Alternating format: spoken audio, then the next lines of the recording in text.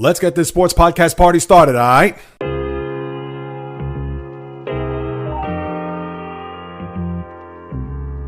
The JAYREELZ podcast. What is happening, my good people? Greetings. How are you? How's it going? How's everybody doing out there? What is the latest and greatest?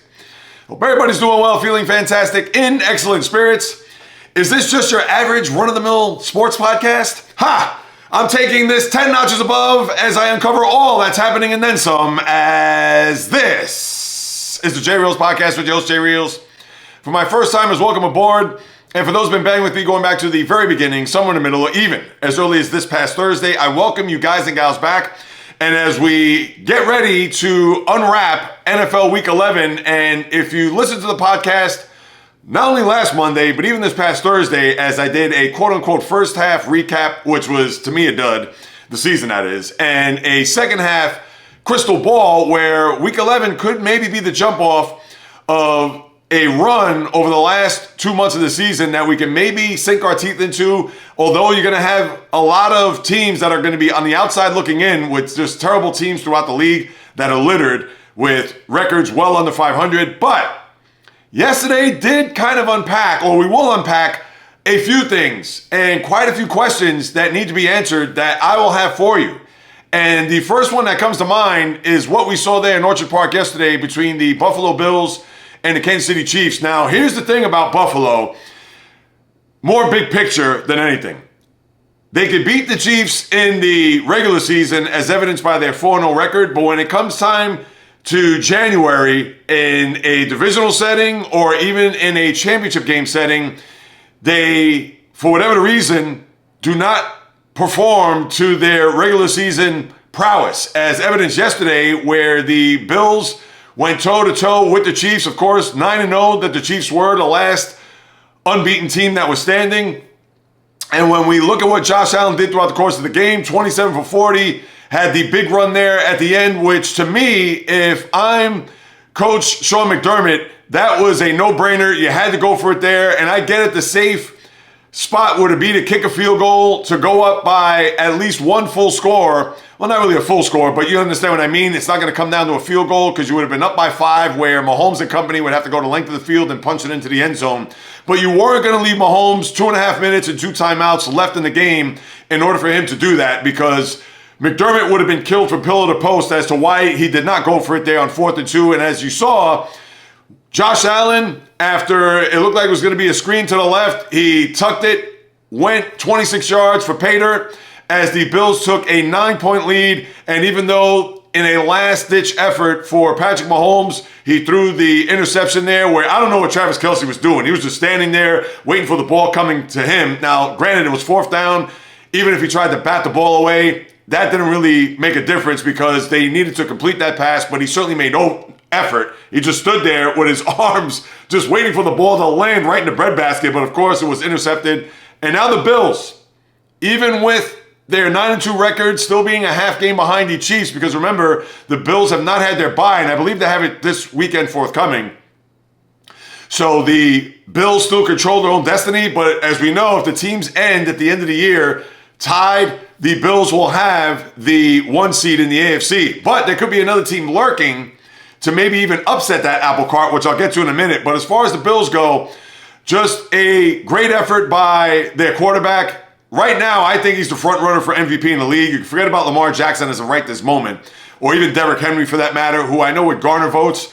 But to me, the MVP right now is the quarterback wearing number 17 in Western New York, because what he's been able to do here, granted he plays in a very easy division as we know.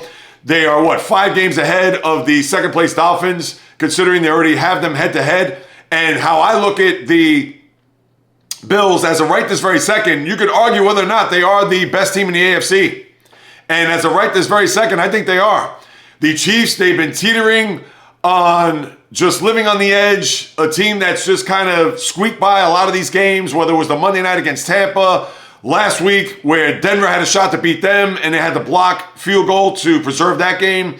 And the Chiefs have not been clicking on all cylinders. Patrick Mahomes, he has been figuring out how to win, and that's how you When you have that type of quarterback, that's how you perform, where you don't need to go out each and every week to go 28 for 35, 350 yards and 4 touchdowns. He has not had a monster game as of yet, or at least one that we know of Patrick Mahomes throughout the course of his, 7-8 year career. And the Chiefs, they're still formidable. They're still going to be a tough outcome January. You cannot count them out by any stretch. But Buffalo looks like a team that's hitting their stride. Now, I get it. They have to seal the deal in January. They have to somehow, some way get to a Super Bowl, not just get to a divisional round, not just get to an AFC Championship game with the quarterback in the prime of his career. And even though the cast of characters on offense aren't like the offenses of the past, when you had Gabe Davis and Stephon Diggs, no, they don't have those type of players. And even though Amari Cooper is part of the fold, and they had Dalton Kincaid out yesterday, and James Cook was pretty much invisible in the second half, yes, this is a team that you could certainly question on whether or not they're going to have enough horses to get to New Orleans in February to represent the AFC in the Super Bowl. But how can you not look at this team as, I don't want to say as complete as they are, because defensively, although they've been good, but they certainly don't have a pedigree where you could actually count and rely on them making a big stop in January when it comes to, let's say, them being up 21-17 and to have, let's say, a Baltimore Raven or even a Kansas City Chief offense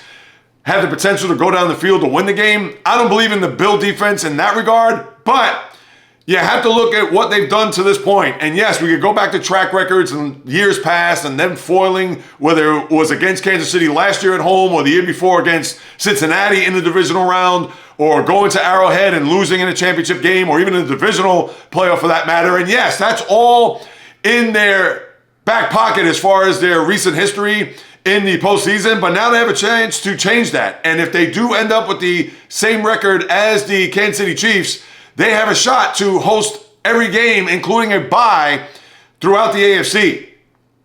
And it's right there in front of them. Now, let's see Kansas City. They do have a couple of tough games ahead of them later on in the season in Pittsburgh, which I'll get to in a couple of minutes.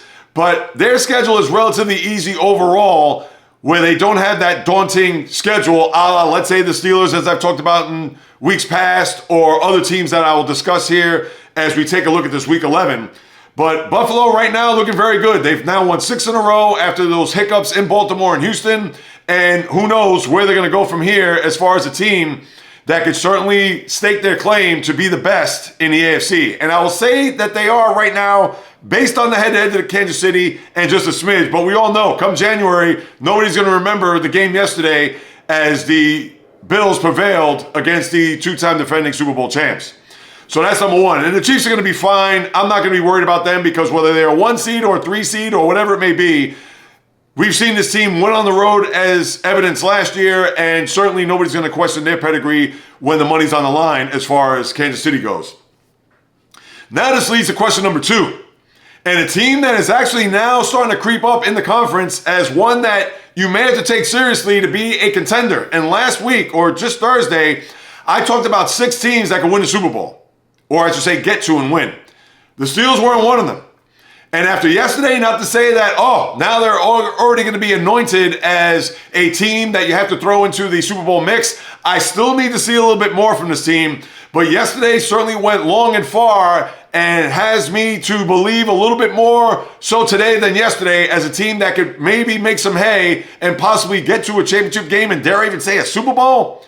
That may be a bit premature, but I think that they do have some legs in them to have some postseason success, something that the Steelers have not seen in quite some time. Think about it, people. The last time the Pittsburgh Steelers won a playoff game was in Kansas City before they went to New England and lost in an AFC Championship game in 2016. That was the 2016 season into 2017. That's how long you have to go between the Steelers winning a postseason game, because remember, they lost to Jacksonville the year after that, and then recent rash of first-round exits, whether it was to Cleveland in the pandemic, whether it was Kansas City, as we saw a couple of years ago, and then obviously last year in Buffalo in the wildcard game. So what Pittsburgh could do here at 8-2, and now with a game and a half lead in the division over the Ravens, where the Steelers defense, I've called them good, not great, and they're not elite, but they certainly made me look like a fool yesterday because Lamar Jackson and company had no answers for that defense. And even though the Steeler offense, boy, they did whatever it took to keep the Ravens in the game. after missed field goals by Justin Tucker, after a fumble on the second play of the game, which was only converted 2-3 points.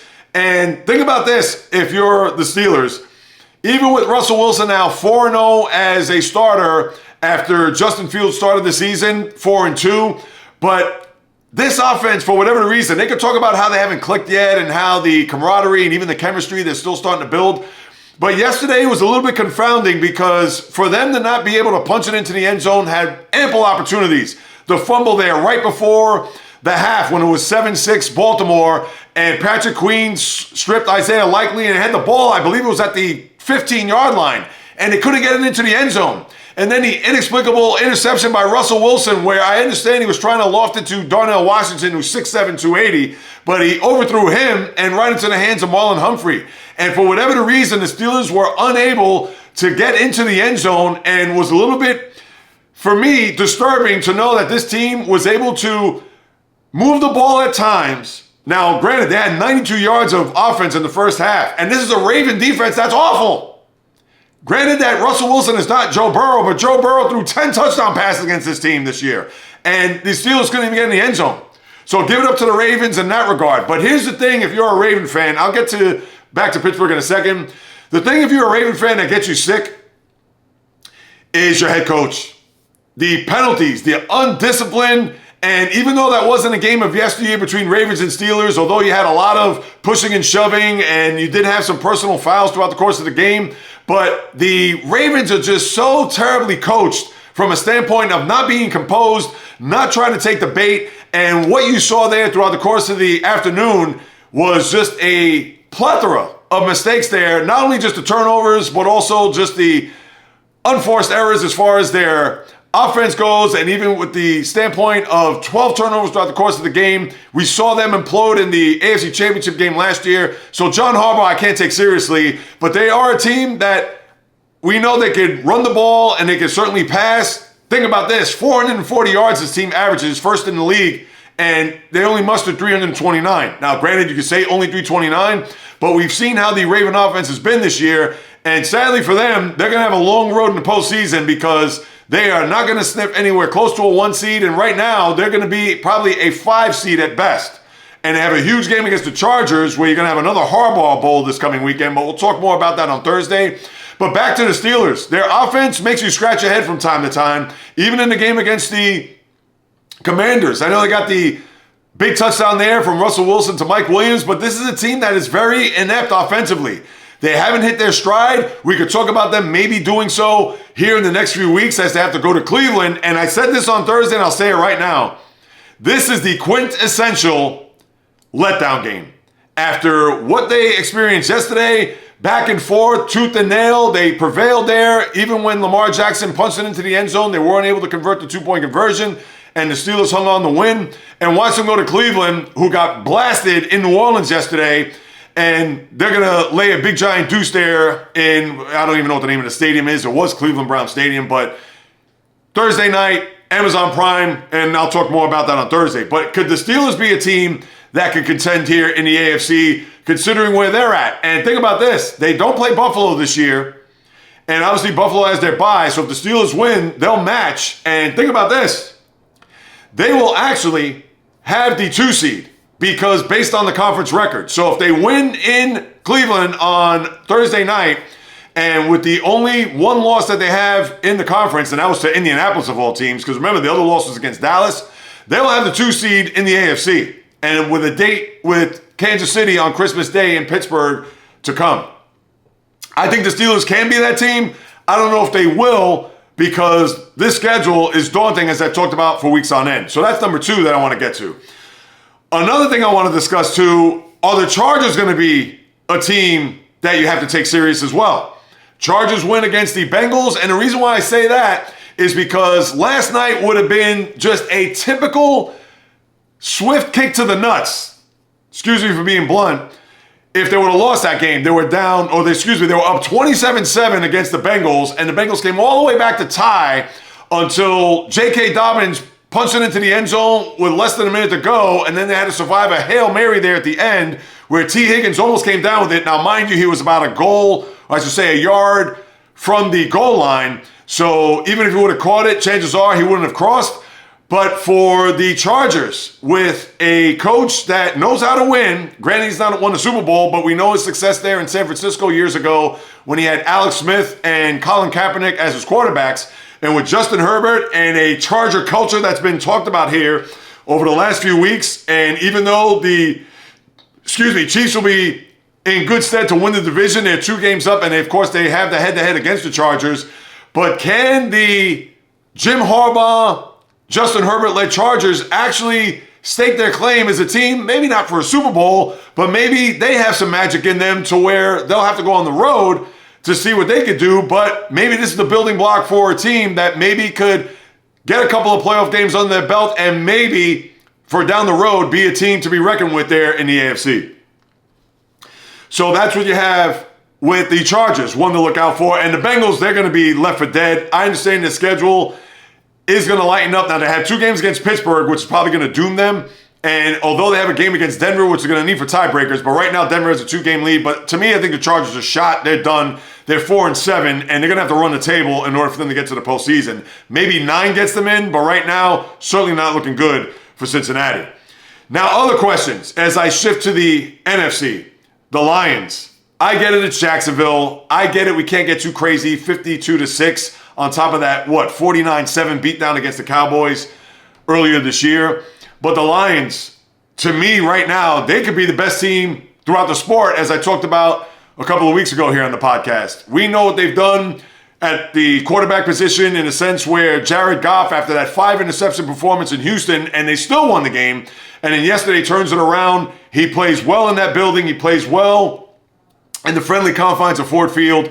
And Jacksonville, Doug Peterson, if he's not at the end of the plank right now, then he's certainly walking it as far as head coach of the Jaguars. And it's just a shame because in his first year, they actually were successful. They did beat the Chargers in that wild card game, as I talked about, and played pretty well in Kansas City, losing in the divisional round. And ever since then, it has been a tailspin unlike any other, to where, who knows, does the owner, Shad Khan, does he decide to pick up the phone and say, Bill Belichick, can you help me out? I know Jacksonville is just a blip on the NFL map, but can you come help our team? We have the quarterback. We have a pretty decent system.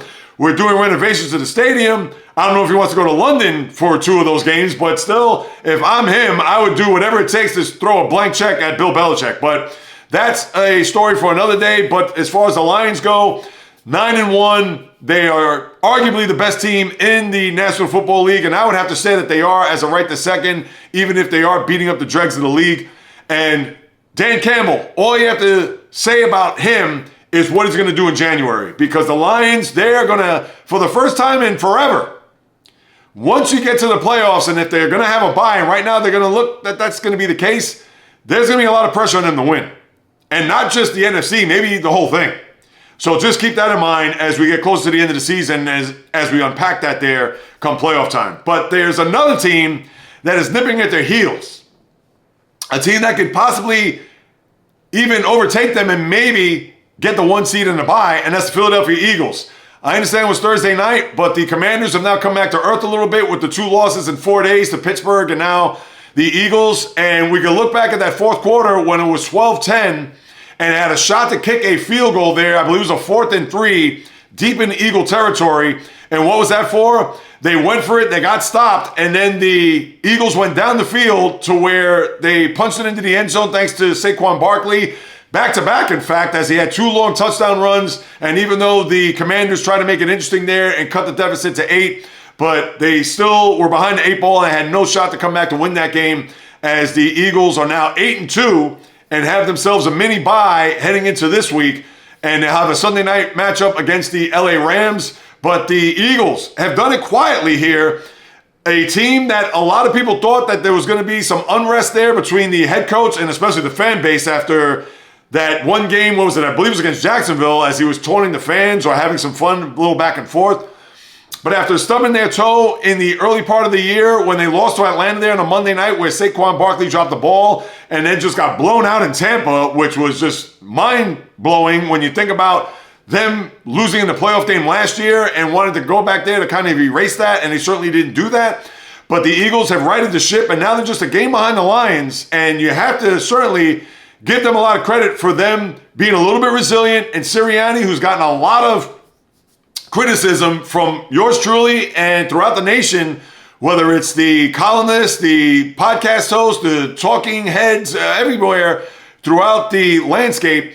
But here they are, 8-2, and they're right breathing down the necks of the Detroit Lions. And whether or not they're going to be a team that could be an NFC favorite, they can be, but they'll have to go to Detroit as of right now. A lot could happen between now and the end of the season, but Philly is a team that you can certainly circle there as one that could threaten the Lions in the NFC. And then they're the Niners. One of the teams that I thought out of the 6, because of their pedigree, and their head coach is a little overrated, and I'm going to get to him in a minute, but for the Niners that are now 5-5, a brutal loss at home to where Geno Smith punched it into the end zone with his legs, not known as a running quarterback. Down 17-13, they marched down the field. Geno Smith crosses the goal line with 12 seconds to go, and the Niners are now 5-5. But here's the reason why that the Niners, I don't know if I want to say they're not going to make the playoffs, because even though they're currently 10th in the NFC and are starting to fade a little bit, but here's the reason why I'm not going to count them out, despite the fact, when you look at their schedule, it is not easy. They have to go to Green Bay this coming weekend, and Green Bay won by the hairs of their chinny chin chin in Chicago yesterday, where they had to block a field goal where they potentially could have lost.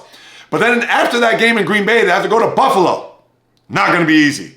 Later on, they have Detroit coming into their building the next to last weekend of the season, followed by having a trip to Arizona, where Arizona right now is in first place all by themselves. Granted that they had the slimmest of margins. All the other teams in the NFC West are 5-5, where their name is the Rams, Seattle, and obviously the Niners. And they also have to go to Miami, which you can say, JAYREELZ, Miami, no big whoop there. But Miami is a very good home team, so you have to give them that.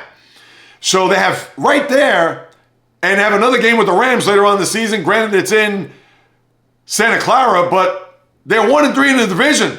They lost to the Rams in LA. They lost to Arizona in their building as well as Seattle. So what makes me think that the Rams can't go into San Francisco or Santa Clara and win there? So it's not an automatic. And that's 5 of their final 7 games, which are not going to be easy. The other 2 off the top of my head, I have to think. They already finished with Seattle. They got the 2 games in the division.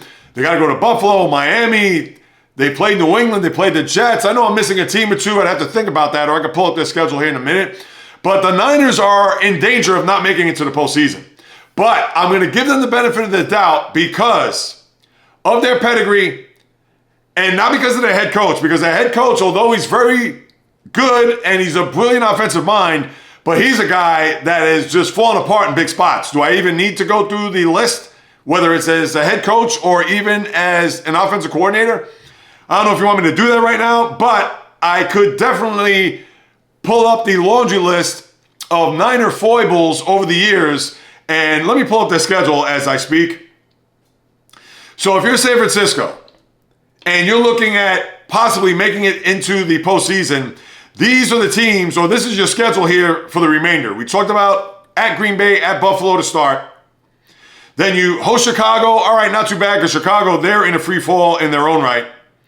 Then you have the Rams coming into your building, at Dolphins, Lions, and at Cardinals. Those are the final. Yes, they are. 1, 2, 3, 4. Those are your final 7 games. So the other 2 games that I failed to mention, home to Chicago. Am I counting this right? Packers, Bills, Bears. Yeah, 7 games.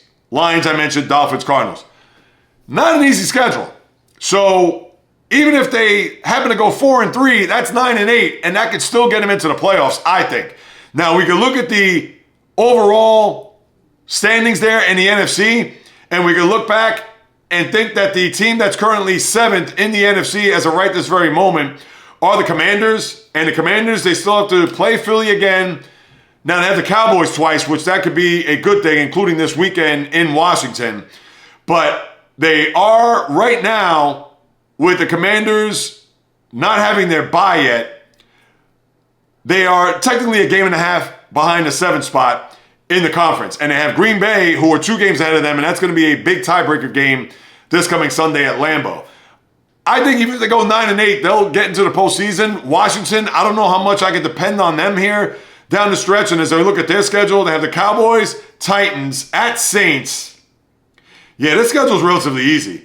Now, the last 3 games are going to be tricky because they host the Eagles and the Falcons, and then they have to go to Dallas. Now, Dallas, who knows? That could be their Super Bowl. And if the Commanders are on the fringe of making the postseason, I'm sure they're going to do whatever it takes to try to beat the Commanders at that game. But Cowboys, Titans, Saints, the next 3, those are winnable games for the Commanders. So I think the Niners, I think they're going to be fine when it's all said and done. I think they will make it to the playoffs. But right now, their schedule is certainly not favorable for them to do so. So that's another question mark that I have there. And then this is low-hanging fruit, but I have to throw this out there, people. And I didn't talk about them last week after they lost, but now we can start to throw dirt on this team. And if I was the owner of the New York Jets, I'd blow it up. You're not going to do that right now, and I understand that. But you have to take the temperature of your current quarterback. You have to say to him, are you thinking of coming back? And that's not to say that you won't have him back. If I'm the owner, I'd have to start anew. And mind you, this ownership, and I get it that the GM, even though with Zach Wilson, that was a disaster, but it's a situation where if they're going to start from scratch again to try to draft a quarterback, they're already 0 for 2. I get it, the third time's a charm, but I don't know if I want to bring Aaron Rodgers back into the mix here for one more season. For what? Unless he's going to guarantee, which we all know that's not going to be the case, a Super Bowl appearance. That is not going to happen when you're going to have a guy that's going to be 41 in a couple of weeks. And although he's had moments this year, but if you're Aaron Rodgers with your reputation and everything, you don't want moments. You want to have consistency. You want to have greatness. You don't want to have quarters or stretches or moments of a season where it looks like it's going to be promising when it's not going to be fulfilled. So with the loss yesterday to the Colts, Anthony Richardson, who actually had a very good game, what was he? Pretty good with his stat line, 275 yards, 1 touchdown. He ran for the game winner there at the end and was 20 for 30 in the air, which for him, that's very good. But Jeff Ulbrich, we know he's not going to be the answer. He's just the interim. And who's going to be a head coach? It's not going to be Bill Belichick. I know I mentioned that weeks ago prior to him going off on the ownership and the organization as a whole. But if you're the owner, you have to say to yourself, we have to start from scratch.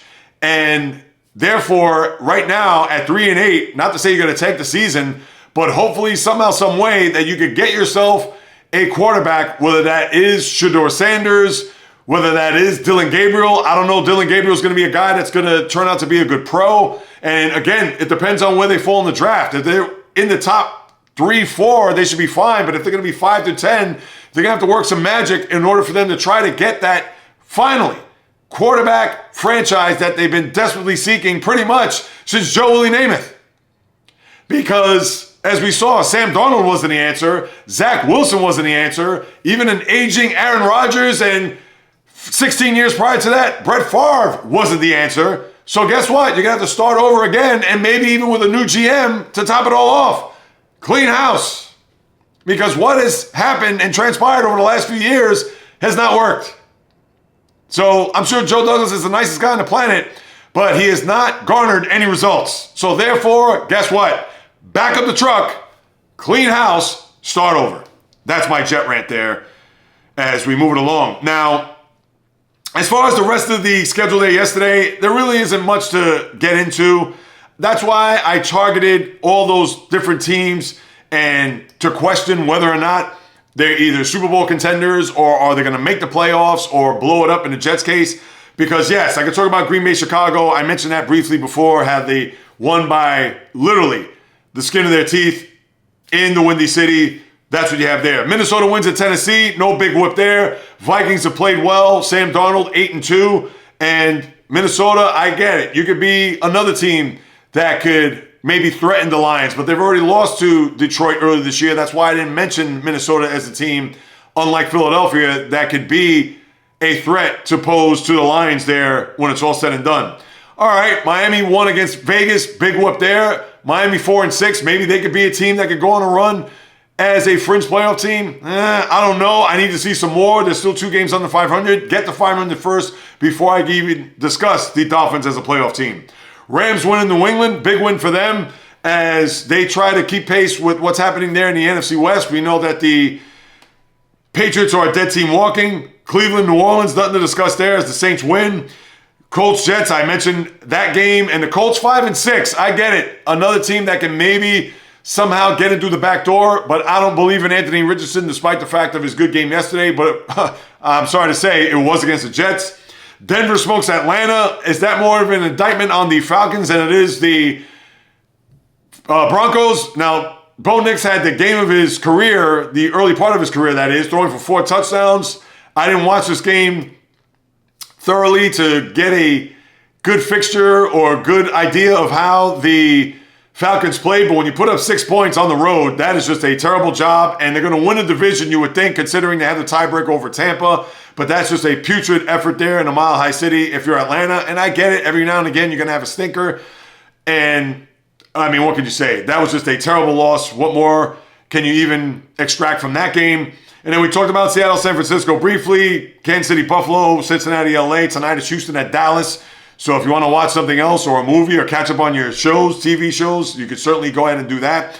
And that's your NFL in Week 11, where a lot of questions still need to be answered, but some may have been opened up as I detailed here over the first half hour. So you know I'm going to be on top of that come Thursday, and we'll talk about the schedule then as we get ready for a Week 12.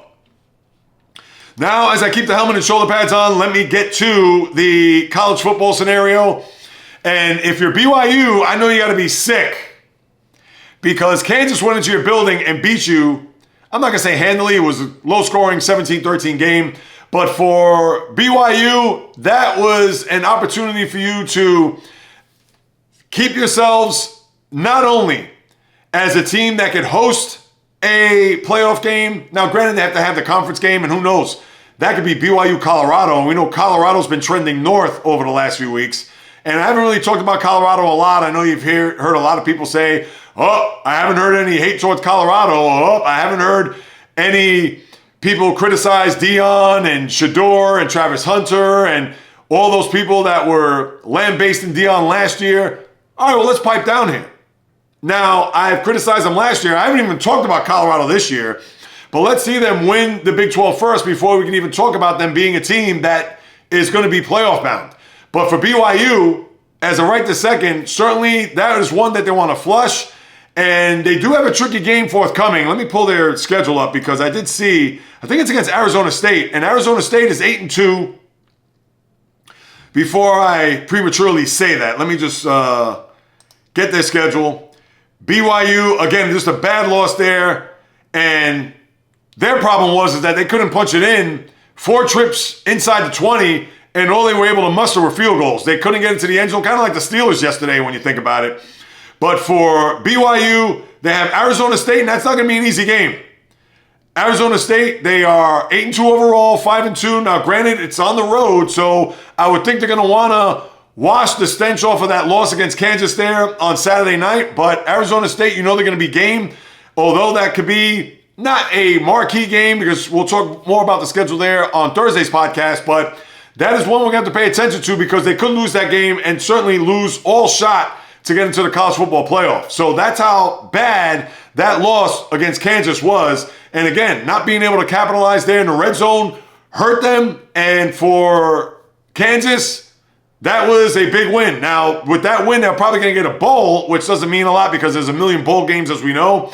But that is one that they're certainly going to hang their hat on this year as one that will carry them on into the bowl season there in the latter part of December. Certainly a far cry from the playoffs, that's for sure. But for BYU, now they're going to be teetering here because we'll take a look at the overall rankings. Right now, they're currently on the fringe of making it into the college football playoff. And of course, the selection committee and their show will be released tomorrow night to see where they stand. But certainly a bad optic and bad loss for BYU there on Saturday.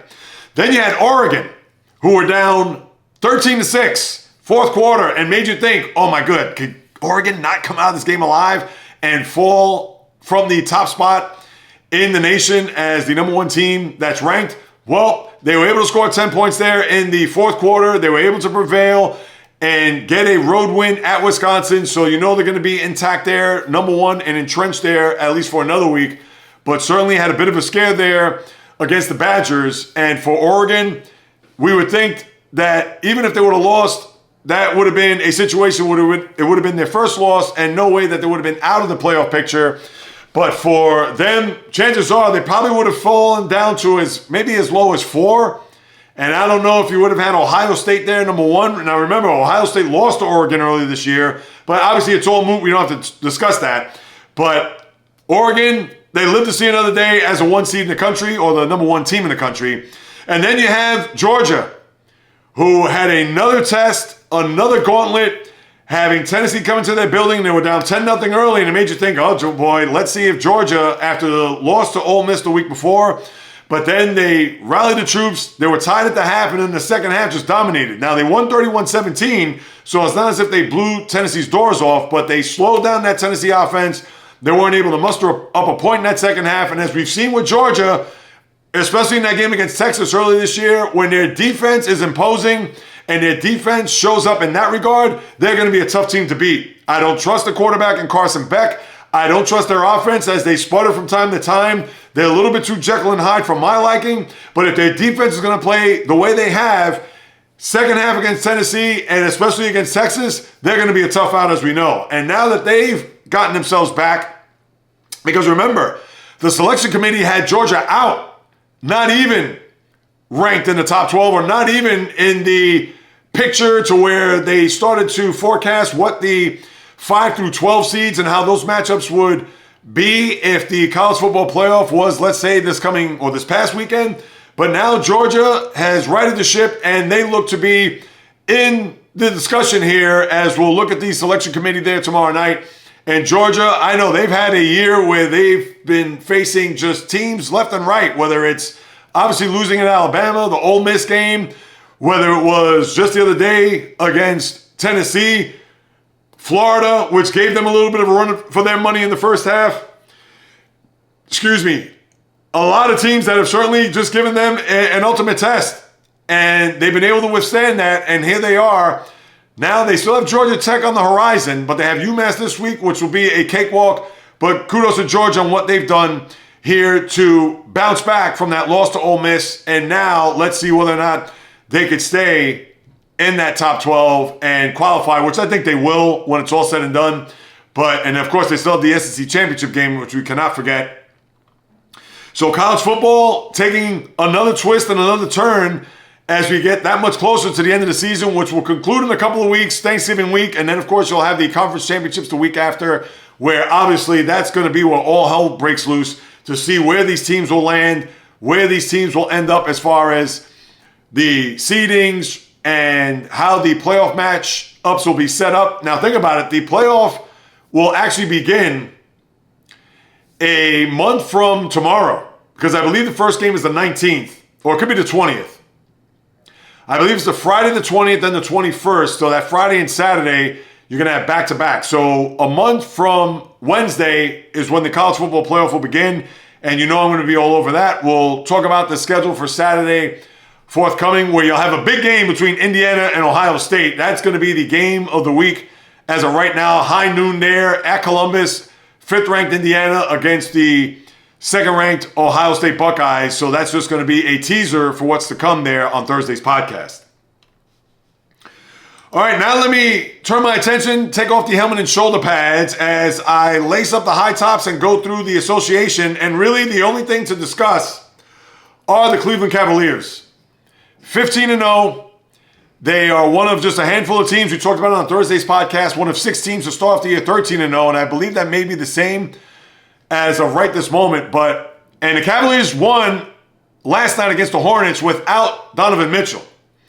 So now the true test will begin tomorrow night as they go to Boston to play the defending champs. Now, the Celtics, who are 11-3, 3.5 games behind as the 2 seed in the Eastern Conference early on in the season, as a 2 seed, I might add. But the Celtics had a little bit, I don't want to say controversy. I know they talked about Jason Tatum walking on that final possession where he hit the 3 against Serrano to seal the victory there on Saturday night. Now, all these teams and all these players walk whether it's the step back three, whether it's sliding or moving the pivot foot. And yes, he did walk. They didn't call it in that final 2-minute report, but big whoop. I could name a zillion walks. And I understand that step back three, they allow that to happen, which is stupid. I don't know why do they get that extra step where they get the 1 step and then the 2 followed by the 3. To me, the NBA needs to crack down on that. I'm sorry. Anything more than 2 steps is a walk, even if it is a step back 3. But with that being said, Cavs, Celtics tomorrow night. I know the Celtics are going to be up for this. And the Cavs, as we last saw, both teams play against one another, was in the conference semis last year where the Celtics won 4-1, but the Cavaliers did win game 2, if you recall, and blew out the Celtics there in that game 2. So I think this is going to be a good game. I believe it's a TNT game. So I'm sure for late November, early in the NBA season, I know it's not going to resonate with the sports fan. And granted that Tuesday night is a night to watch anything but the NFL, maybe it's time to look into that game to see if the Cavaliers are truly for real. Now, I have to say that they are based on their start this year, but if they go into Boston, whether they eke out a 107-105 game or have a carbon copy of game 2 of last year, where you can really say, wow, this is what they did to the Celtics, let's see how they play tomorrow night and get an even better view of this team as we'll look at them front and center against a top-notch opponent. But you can't discredit what they've done to this point. When you start off your season 15-0, that says a lot. And for a Cavalier team that I thought was going to be one of those teams like Indiana, like Orlando, as I'm not going to say a fringe, but maybe a team that's a cut below the Celtics, Philadelphia, yikes, Milwaukee, or even the Knicks for that matter. So I'm looking forward to the game.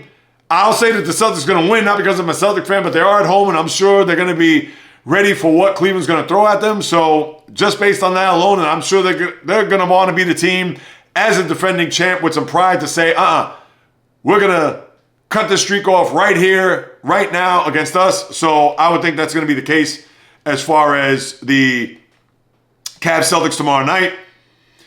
Other than that, you've had some milestones. CP3, Chris Paul has eclipsed the 12,000 career assist mark. Only John Stockton and Jason Kidd are ahead of him. We know the career that CP3 has had. I understand it falls short because he does not have a championship under his belt, but that doesn't discount the fact that he is an all-time great point guard. Maybe not in my top 5, but still a guy that you know is going to go into the Hall of Fame on roller skates. And then you have James Harden, for what this is worth, has surpassed Ray Allen as the second greatest three-point shooter in the history of the NBA. And when you think of shooters, James Harden does not come to mind. And I understand he's mastered that, and we get the bulk of his career in Houston is when he really made his name here in this league, not only as an MVP, but as that threat that not only one-on-one could create his own shot, also the triple-doubles that he had. But I hated what he said in the postgame, and I know it's a strong word, but for him to come out and say, all right, all the hard work, which, all right, you obviously have to put in a ton of work in order for you to get to that type of level of three-point shooting. But for him to say that, oh, the incredible career that I've had, and just patting himself on the back, James Harden, and I know this is not maybe the day to pick on him, but can you pipe down on the just sycophantic, if there is such a word, or sycophantic maybe, SYCOPHANT, being the self-seeking flatterer that he is, to talk about all of his wondrous talent and the three-point shooting, etc. Just say, hey, wow, it's an honor to be in the same sentence as Ray Allen. And he did mention that he's not going to catch Steph Curry, but then again, who will? But I thought he was just a little bit too much in the postgame, considering he's a guy that in a big spot, when you absolutely positively need him and need a win, the guy's nowhere to be found. And I'll just leave it at that. So that's what you have there with Harden. And here's something that I found pretty surprising. A report over the weekend that the Inside the NBA crew, Ernie Johnson, Kenny Smith, Charles Barkley, Shaquille O'Neal, they're going to be signed. And I thought maybe it would either be Amazon or NBC, because after this year, TNT, as we know, out as far as the next wave or the next 11 years where the NBA is going to be broadcasted. Of course, ABC, ESPN, but NBC as well as Amazon. But yes, that crew is going to go to ABC and ESPN. So what does that mean for the likes of Stephen A. Smith and whomever else does that NBA countdown or whatever? And I know there was some backlash of people saying, oh, you're going to just do Stephen A. Smith like that? Oh, so all of a sudden now Ernie, Kenny, Shaq, and Charles, they chop liver? Now, I was a little bit surprised they're going the ESPN ABC route. I figured ESPN, they probably thought, we're going to get these guys on our team as opposed to NBC, because again, it's all about ratings, and I'm sure that that's what that was. They just went right now to those guys and say, hey, we want you a part of our team. And that's a bad job by NBC, because they would have certainly staked their claim as far as ratings go to have those guys to be a part of their network, but they slept, and that's what happened. So kudos to ABC and Disney to secure those guys as far as them doing the pre and post game for the NBA. Now, anything else in the association to discuss? I don't think so. Standings wise and teams that have played well, things of that nature. Yes, we know about Orlando. They played pretty well. Knicks won back-to-back games against the Brooklyn Nets. Big whoop there. And yeah, there's nothing really to get into. I know the Rockets have won 5 in a row. If you want to wrap your head around that, they're now 10-4 in the Western Conference. Lakers have also won 5-4. Remember, they started 3-0, and then they were lost 4 out of 5, and now they've won 5 in a row. So kudos to the Lakers. And yeah, that's what you have there in the association. Nothing else to really unwrap. Now, as I lace up my skates to go through the National Hockey League, and what you have here is twofold. We talked about Winnipeg and what they've done, similar to the Cavaliers. Jets have now hit a little bit of a skid for them. We talked about them beating the Rangers there on Thursday's podcast. They had a trip to Florida where they lost to Tampa 4-1. All right, they were finally due to lose after not only winning 15 of the first 16, but also with a 7-game winning streak going into Tampa. They lose there, but then they go to South Florida against the defending champs, and they get shut out. And they didn't lose 1-0, 2-0. They lost 5-0. So Winnipeg, as they try to regroup and get themselves back in the win column. So Winnipeg now facing a little bit of adversity here in this early part of the year, but they're fine. 30 points, good start for them. But Alex Ovechkin, I want to talk about him as he got a hat trick against the Vegas Golden Knights last night in Vegas. Now has cut that deficit from 32, he's now in the 20s. 29 goals away from breaking Wayne Gretzky's all-time goal-scoring record of a career, 894. And as I've said before, and I'll say it again, I hope he gets to 900 this year. So Ovechkin with a hat trick, he capped it off with an empty netter there late. He's got a lot of empty netters here over the course of these last couple of weeks, but hey, they count. They're in the record books. So I just wanted to give Ovechkin his love as he's now at 866. 29 away, as I mentioned, to breaking Wayne Gretzky. So I'll continue to keep my eyes and ears open for that. But besides that, the NHL, nothing really else to get into. I know Carolina's played well. As I pull up the standings here real quick. Carolina leading the Metropolitan, tied with the Devils. Capitals have played well, as I mentioned there last week. What else do you have? Nothing. There isn't anything else to get into. Kings a point behind Vegas in the Pacific. We talked about Winnipeg. No other teams have come out and have done some damage or have gone on a run. As we know with the NBA and NHL, that's how it's going to be here. You're not going to have a ton of buzz in the regular season. You may have a matchup or two that you could sink your teeth into, a la in the NBA with the Cavs and Celtics. But even then, a game in November, are people going to say, I got to go home to watch Cavs Celtics? Maybe not. But let me take a look here real quick. Some scheduling. Colorado to Philadelphia tonight. Washington's at Utah, if you want to keep track of Ovechkin and his goal scoring. Tampa at Pittsburgh. Now, Florida's at Winnipeg. That's interesting. So you had a home and home there? Wow, interesting. Florida, they didn't play yesterday. So you actually have a true home and home where Winnipeg was in Florida Saturday. And with a couple of days off, Florida's going to go to Winnipeg there tomorrow. So let's see if Winnipeg's going to answer back to that 2-game losing streak and including that last game against the Panthers. You got nothing else to really get into. That's it. Vegas at Toronto, maybe. And then the NBA, let me take a peek at their schedule, despite Cleveland and Chicago tomorrow, or Cleveland and Boston tomorrow. I said Chicago. I had Celtics mixed up with the Bulls. My bad there. NBA, Philly at Miami. Yeah, on paper with the two teams, but overall, pass. Houston at Milwaukee, only because Houston's played well. Orlando at Phoenix. Golden State at the Clippers. Denver, Memphis. I mean, the NBA, these games can't get into. Seriously? None of these matchups. New Orleans at Cleveland, which is a back-to-back after they play the Celtics tomorrow. Indiana at Houston. Knicks at Phoenix. All right, maybe you got that game. Orlando at the Clippers. So those are your games there over the next few days before we get to Thursday's podcast. So that's all I got there. Let me see. Any other NHL news and notes? Don't want to overlook anything. Oh, how can I forget this? Speaking of milestones, Connor McDavid, fourth fastest player in NHL history to attain 1,000 points for his career. As you know, I've extolled the praises and the greatness of Connor McDavid time after time after time. The only three players ahead of him, obviously Wayne Gretzky, Mario Lemieux, and Mike Bossy. The three players ahead of him to score 1,000 points faster than McDavid. Just remarkable, and no ifs, ands, buts, maybes about it, how he belongs in that pantheon of greats there in that same sentence.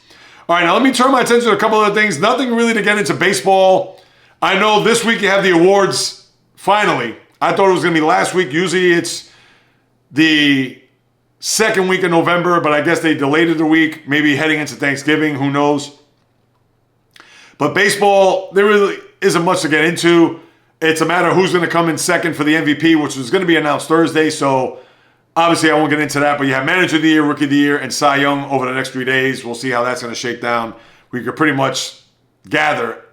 NL manager could be tricky. It's either Carlos Mendoza or Pat Murphy, the manager of the Brewers, although Mike Schilt, I believe, is also in the running for the Padres. Stephen Vogt, although Matt Quatraro, the Royal manager, you would think Vogt's going to get the AL Manager of the Year. Cy Young, it's probably going to be Chris Sale in the National League and Tarek Skubal of the American League. Your Rookie of the Year. That could be a toss-up, and I don't even know who are the finalists again. I got to pull that up, and I should know this, so that's a bad job on me. But your NL Rookie of the Year, let's see. Is it going to be announced today? I think the manager's usually first.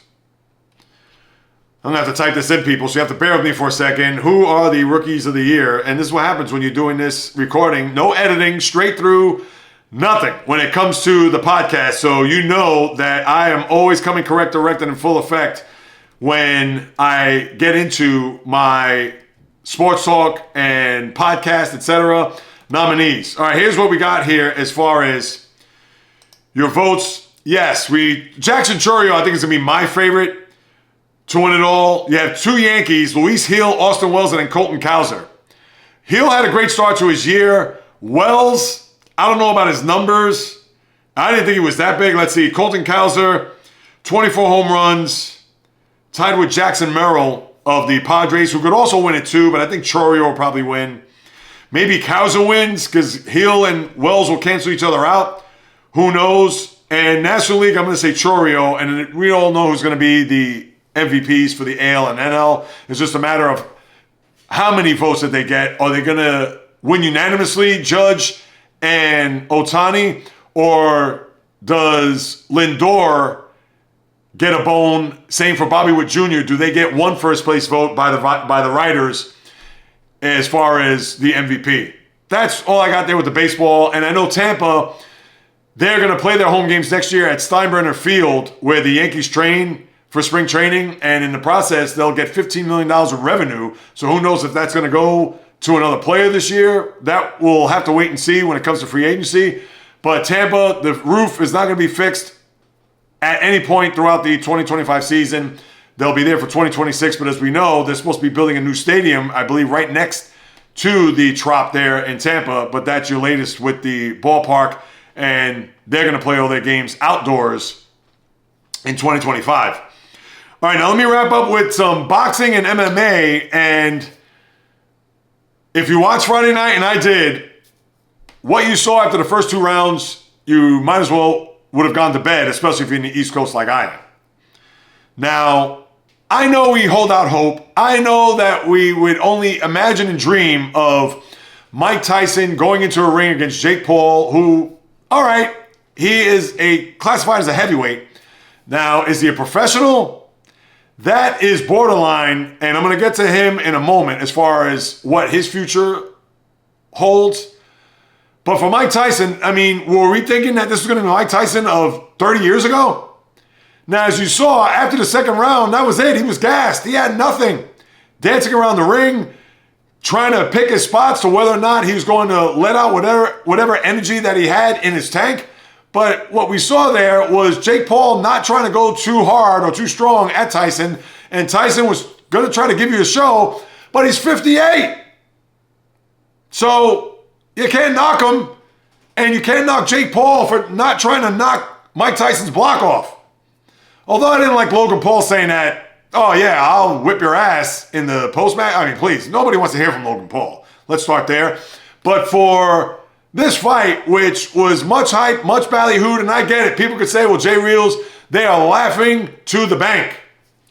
Well, guess who's not laughing? The sports fan who had to watch that thing, because I'd rather watch paint dry or two cockroaches crawling up a wall, because as far as entertainment value, that was a bona fide F in capital and 72 font with flashing neon green or yellow, whatever you want to call it. That was an abomination. And that was just not a slap in the face. That was a right cross to boxing's nose. Because the sport, as I've said time after time after time, has not only been on life support, but is pretty much a foregone conclusion that the sport is non-existent. There are no bona fide heavyweights. There are no fighters that you could really, truly wrap your arms around. What? Canelo Alvarez? The Terrence Crawfords of the world? Going down the list. I mean, these are guys that Gervonta Davis once upon. I mean, come on. The sport is just about flatlined. And as it is, let's talk about Jake Paul. All right, he's what, 10-1 now, whatever his record is, 11-1, who knows? It's time for you to step up. It's time for you, if you want to be the man. And I understand, he's taking these parachute, safety net, just easy fights. And I get it, with him it's about the money. But at this point, Jake Paul, you probably burn more money than you can spend. And if you really want to be known as a boxer, start fighting heavyweights. And think about this. You're not even fighting Mike Tyson in his prime. You're not fighting Riddick Bowe. You're not fighting Lennox Lewis. You're not fighting Evander Holyfield. And let me not even go back to the Larry Holmes, the Muhammad Alis, the Joe Frazier's. You're not fighting fighters that are even a quarter of those aforementioned boxers' ilk.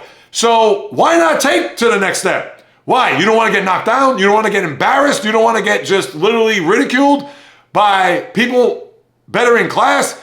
You saw what happened to Anthony Joshua the other day. What? You think that you can't match ability with Joshua at this point? And yeah, I'm calling him out on that. Because what? You're going to just fight tomato cans the rest of your life and get these big paychecks for where these tomato cans are going to ride the coattails of your fame? Now, kudos to those guys, but come on.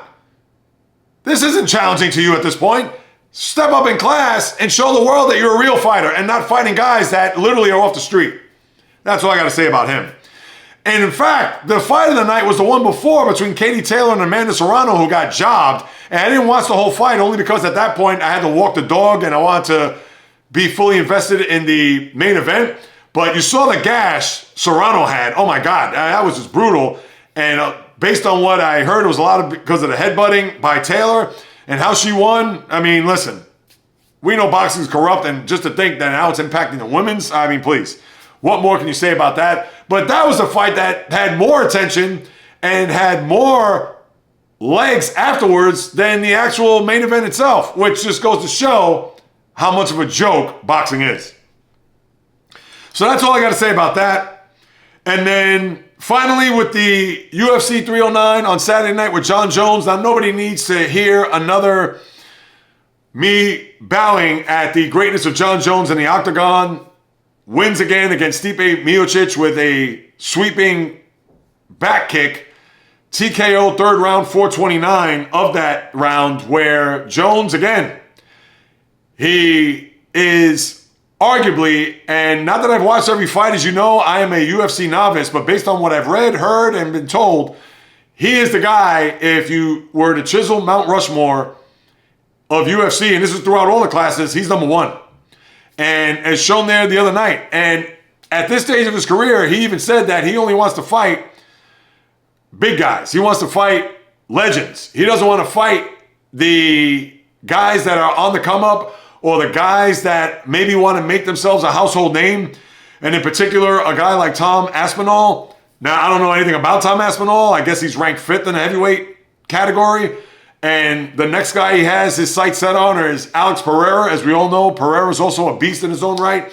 And if Jones wants to go and attract himself with those type of fighters, then hey, I guess he's at the stage of his career where he could do that. But how many of those guys are out there in order for him to do so? So, yeah, the Francis Ngannou's of the world. I mean, I know he's now transitioned to boxing. And Ngannou, who I believe is a heavyweight, the guy is just a hulk of a man. And I would think that they had probably fought in the past. People could say, well, JAYREELZ, you should know that. Again, first to admit it, hand raised high in the air. I am not a UFC, not even an intermediate fan of the sport. I'm trying to slowly but surely make my way in. Now, yes, I'm going to have to start doing some homework. And yes, I'm going to have to start building up so I can at least have to go back in the archives, whether YouTube, columns, watch fights, etc. And one more time, accountability, transparency right here. I'm not going to fake the funk, people. But with that being said, Jon Jones, if he's going to go after the Alex Pereiras and guys of that class who have a legendary status, great. But there are not many guys that are built with the brawn and that have the makeup of Jon Jones that you could say is going to go into the octagon after Pereira, that he's going to have fights from here to eternity. Now, we know he has to stay clean outside of the octagon, which is a whole nother story to get into. But for Jones, what more can you say about the guy? Let's just hope that whether it's Pereira or somebody else, and why not give a guy like Tom Aspinall? I guess he looks at that as, I'm too big for these guys, which I get it's very arrogant on his part. Maybe you want to give these guys a shot to see whether they belong in the octagon with him as an iconic figure in the sport. But I guess he's able to dictate. He has the authority to go ahead and pick and choose the fight that he wants from here on out. So you know what? Who am I to say that, oh, you should give this guy a chance? Yes, I could actually voice that, which I did, but I'm not going to be adamant to say, oh, you know what? That's not fair to give this guy who wants to fight you a shot to see maybe or not he could beat you and maybe even get a chance to win a championship belt. So that's what you have there. And with Aspinall, he is the interim heavyweight championship. That's the only reason why I brought his name up. And therefore, Jones feels like that's a waste of time for him at this point, that he just wants to fight the top guys of all time, the top guys in the sport, and just say to the lower guys, thanks, but no thanks. But that's what you have there with the UFC, and that's what you have with another podcast. As always, people, thank you so much for stopping by, carving out precious time out of your day to listen to what it is I have to say about what goes on in the wonderful world of sports. If you haven't done so, as always, as I mentioned at the top, please subscribe, rate, and review. Throw me a few stars, write a review on Apple, Spotify, also video on Spotify. So if audio is your thing, but you also want to get a chance to watch on video, Spotify, as well as the YouTube channel at JAYREELZ. Please subscribe there, as well as I'm trying to increase the visibility on all platforms, but especially the channel, people. So go there. I implore you to do so. I would greatly appreciate it if you do. And if you want to hit me up with a question, comment, or suggestion, you can do so at the following. Of course, YouTube at JAYREELZ, Instagram, TikTok, Facebook, the JAYREELZ Podcast, Twitter, JAYREELZ1, just the number, or the old-fashioned way, the JAYREELZ Podcast at gmail.com. I'll be more than happy to follow up with you guys and gals, because whether you do or do not know, this is what I love to do, people. It's in the blood. It's in the DNA since day one, since birth, out of the womb. I know it's a little bit graphic, but how much more else can I emphasize just my overall passion for what it is that I love to do? Becoming an independent full-time content creator. Yes, trying to carve a path, blaze a trail, earn income, which I'm trying to do here, people. So that's why I need your support.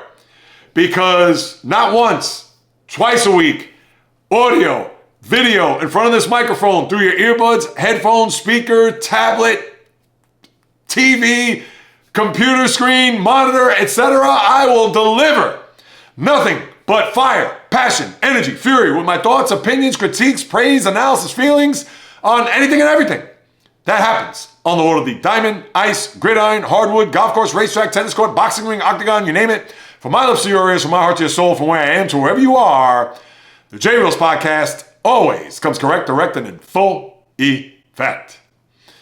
From the South Bronx, the South Beach, the South Central, the South Pacific, and all points beyond, peace, love, and God bless everybody.